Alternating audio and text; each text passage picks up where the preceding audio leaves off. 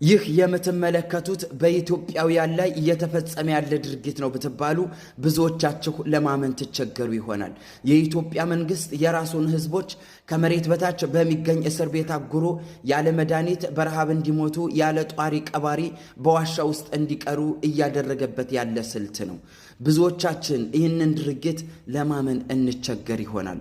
አሁን ላይ የኢትዮጵያ ህዝብ እንደዚህ አይነት ግፍና ሰቆቃ በተለያዩ ዋሻዎች ውስጥ እያየ ይገኛል። አካውንት ተዘግቷልና ፎሎ አድርጉኝ። ብዙ መረጃዎችን አደርሳችኋለሁ።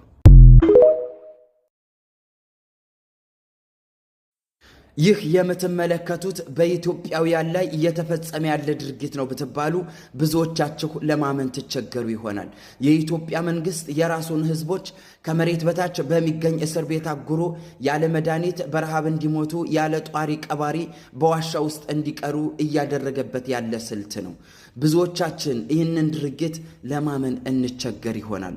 አሁን ላይ የኢትዮጵያ ህዝብ እንደዚህ አይነት ግፍና ሰቆቃ በተለያዩ ዋሻዎች ውስጥ እያየ ይገኛል። አካውንት ተዘግቷልና ፎሎ አድርጉኝ። ብዙ መረጃዎችን አደርሳችኋለሁ።